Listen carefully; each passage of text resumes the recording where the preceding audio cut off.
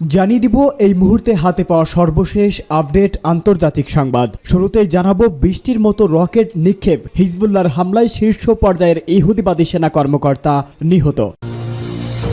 জানাবো গাজায় যুদ্ধবিরতি নতুন করে আলোচনা শুরু করতে চায় ইসরায়েল।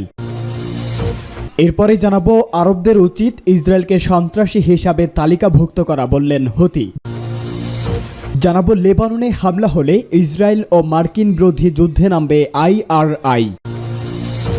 এবং সর্বশেষ জানিয়ে দিব ইসরায়েলে 100 কাতিউষা রকেট ছুড়ল হিজবুল্লাহ। সংবাদ শিরোনামগুলো শুনছিলেন, এবারে বিস্তারিত। বৃষ্টির মতো রকেট নিক্ষেপ, হিজবুল্লাহর হামলায় শীর্ষ পর্যায়ের ইহুদিবাদী সেনা কর্মকর্তা নিহত। লেবাননের ইসলামী প্রতিরোধ আন্দোলন হিজবুল্লাহর ব্যাপক রকেট হামলায় ইহুদিবাদী ইসরায়েলের একজন মেজর পদমর্যাদার সেনা কর্মকর্তা নিহত হয়েছেন। ইসরায়েলের বর্বর সামরিক বাহিনীর হামলায় হিজবুল্লাহর সিনিয়র কমান্ডার আবু নামে শহীদ হওয়ার পর হিজবুল্লাহ অধিকৃত গোলান মালভূমির ইসরায়েলি সামরিক অবস্থান লক্ষ্য করে অন্তত 200 রকেট নিক্ষেপ করেছে। এর পাশাপাশি হিজবুল্লাহর যোদ্ধারা বিস্ফোরক ভর্তি 20টি ড্রোন দিয়ে হামলা চালিয়েছে। ইসরায়েল গণমাধ্যম জানিয়েছে নিহত সেনার নাম মেজর ইটাই গালিয়া। সে ইফতা রিজার্ভ আর্মড ব্রিগেডের ডেপুটি কোম্পানি কমান্ডার হিসাবে দায়িত্ব পালন করছিলেন। টাইমস অব ইসরায়েল বলেছে হিজবুল্লাহর রকেট সরাসরি আঘাতে এই মেজর মারা যায়। ইসরায়েলি গণমাধ্যম আরও বলেছে গত 9 মাসের মধ্যে গতকালই হিজবুল্লাহ সবচেয়ে বড় ধরনের রকেট অভিযান চালিয়েছে। এতে ইসরায়েলের উত্তরাঞ্চলে বহু জায়গায় ব্যাপকভাবে আগুন ধরে গেছে। গাজায় যুদ্ধবিরতি নতুন করে আলোচনা শুরু করতে চায় ইসরায়েল। ইসরায়েলের প্রধানমন্ত্রী বেঞ্জামিন নেতানিয়াহু হামাসের সঙ্গে জিম্মি চুক্তি নিয়ে আলোচনার জন্য আলোচকদের একটি দলকে পাঠানোর সিদ্ধান্ত নিয়েছে, খবর বিবিসির। মার্কিন প্রেসিডেন্ট জো বাইডেন চুক্তি নিয়ে এই অগ্রগতিকে স্বাগত জানিয়েছেন। মে মাসের শেষ দিকে বাইডেনের প্রস্তাবনায় গাজা যুদ্ধবিরতির পরিকল্পনায় সাড়া দেওয়ায় একদিন পর এমন ঘোষণা দিলেন নেতানিয়াহু। গাজা যুদ্ধবিরতি চুক্তিতে হামাসের সর্বশেষ সাড়া দেওয়ার বিষয়টি পাবলিকই প্রকাশ করা হয়, কিন্তু একজন ফিলিস্তিনের কর্মকর্তা বিবিসিকে জানিয়েছে বাইডেনের করা প্রস্তাবনায় পূর্ণ যুদ্ধবিরতির দাবি জানায়নি হামাস। মার্কিন প্রশাসনের একজন জ্যেষ্ঠ কর্মকর্তা বলেছেন হামাস তার অবস্থান থেকে বেশ কয়েকটি উল্লেখযোগ্য বিষয়ে সম্মত হয়েছে। বাইডেন এবং প্রধানমন্ত্রী নেতানিয়াহুর মধ্যে ফোনে কথা হয়, সেখানে জিম্মি এবং যুদ্ধবিরতি আলোচনার উপর জোর দেওয়া হয়েছে বলেও জানিয়েছে ওই কর্মকর্তা। হামাসের রাজনৈতিক নেতৃত্বে বলা হয়েছে তারা মিশর এবং কাতারের মধ্য অবস্থানকারীদের সঙ্গে একটি চুক্তিতে পৌঁছানোর লক্ষ্য নিয়ে করা আলোচনার বিষয়ে জানতে তাদের সঙ্গে যোগাযোগ করছে। শুরু থেকে এখন পর্যন্ত হামাস গাজা যুদ্ধের অবসান এবং গাজা থেকে ইসরায়েলি সেনাদের পূর্ণ প্রত্যাহারের দাবি জানিয়েছে, কিন্তু ইসরায়েল বলছে তারা হামাসকে নির্মূল না করা পর্যন্ত যুদ্ধে শুধুমাত্র সাময়িক বিরতি নেবে।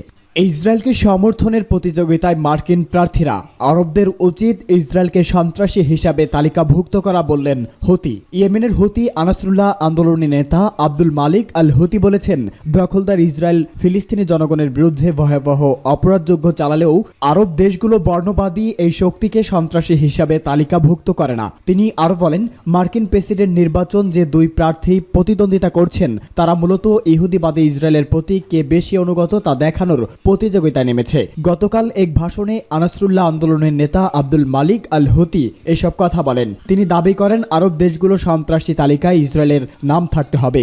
আনাসরুল্লাহ নেতা বলেন আরব সরকারগুলো হিজবুল্লাহকে সন্ত্রাসী সংগঠন হিসাবে ঘোষণা দিয়েছে।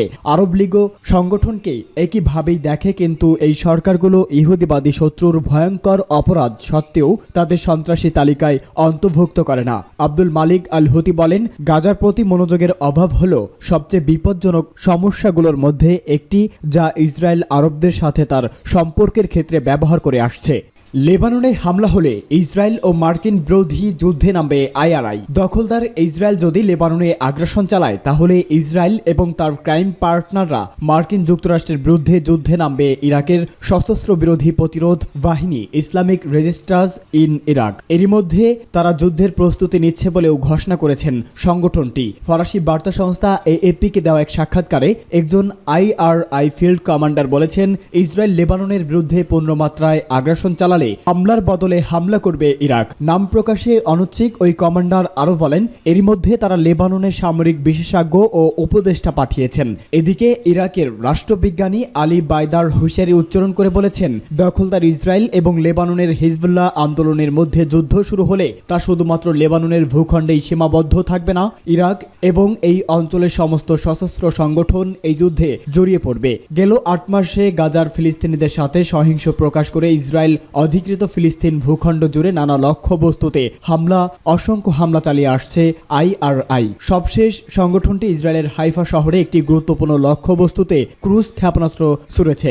IRI ছাড়াও ইয়েমেনের হুতি বিদ্রোহী, গাজার হামাস সরকার ও ইরানের মতো শক্তিধর দেশ হিজবুল্লাহর পাশে দাঁড়ানোর অঙ্গীকার ব্যক্ত করেছেন। এর আগে গেল বছরের অক্টোবর মাসের 7 তারিখে ইসরায়েলে এই দশকে সবচেয়ে বড় সামরিক অভিযান চালিয়েছে গাজার হামাস সরকার। এর পরপরই গাজার বিমান হামলা ও স্থল হামলা শুরু করেছে ইসরায়েল। এই আগ্রাসনে 40,000-এর বেশি ফিলিস্তিনি নিহত হয়েছেন, যাদের অধিকাংশই নারী ও শিশু।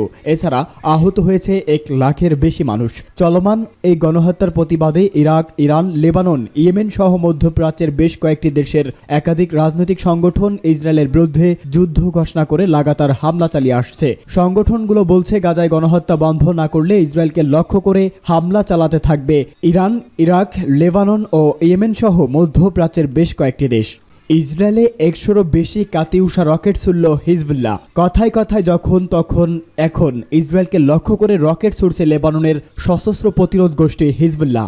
ইসরায়েলের হামলায় এক কমান্ডার নিহত হওয়ার পর ইসরায়েলকে লক্ষ্য করে 100টি কাতিউষা রকেট ছুড়েছে লেবাননের হিজবুল্লাহ। সশস্ত্র এই সংগঠনটি এক বিবৃতিতে জানিয়েছে, জ্যেষ্ঠ কমান্ডারকে হত্যা করায় ইসরায়েলের দখলকৃত গোলান হাইটসের 2টি স্থানে এসব রকেট ছোড়া হয়েছে। তারা বলেছে, হিজবুল্লাহর যোদ্ধারা Israeli Golan division হেডকোয়ার্টারের Nafa barrack এবং আকাশ ও ক্ষেপণাস্ত্র প্রতিরক্ষার হেডকোয়ার্টারের কেইলা ব্যারাকে হামলা চালিয়েছে। গোষ্ঠীটি জানিয়েছে, ইসরায়েলি শত্রুরা লেবাননের উপকূলীয় শহর তায়েরে যে হামলা ও হত্যা চালিয়েছে সেটির জবাবে এই হামলা চালানো হয়েছে।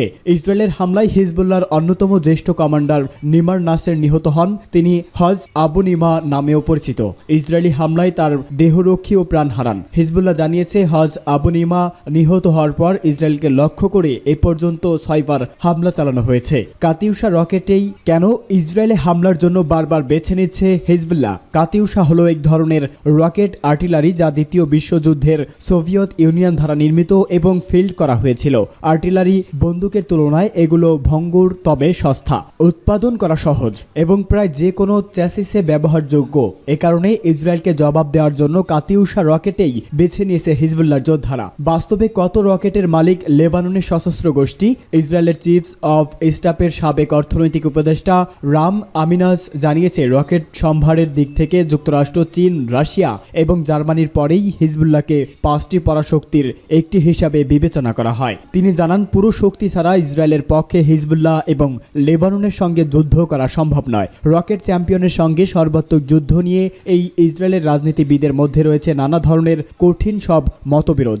ইসরায়েলি জনগণ হিজবুল্লাহর হুমকির পরিমাণ বুঝতে পারে না, কারণ এই সামরিক গোষ্ঠীর কাছে রয়েছে রকেটের বিশাল এক মজুদ, জানিয়ে ঘুম নেই সামরিক কর্মকর্তাদের। ইসরায়েলের একজন সামরিক কমান্ডার বলেছেন, যদি যুদ্ধ শুরু হয় তাহলে লেবাননের ইসলামী প্রতিরোধ আন্দোলন হিজবুল্লাহ প্রতিদিন অধিকৃত ভূখণ্ড লক্ষ্য করে 2500 রকেট ছুড়তে পারবে। এর আগে 2006 সালে হিজবুল্লাহ ইসরায়েল যুদ্ধে দেখা যায় ব্যাপক সংখ্যক রকেট ছোড়ে হিজবুল্লাহ। ইসরায়েল সেনাবাহিনীর হোম ফ্রন্ট কমান্ডের প্রধান উরি গার্ডিন বলেন যে, মে মাসে তেল আবিব এবং আশদোদের মতো শহরগুলোতে সর্বোচ্চ রকেট হামলা হয়েছে, যা ইসরায়েলের ইতিহাসে এমনটা আর কখন হয়নি।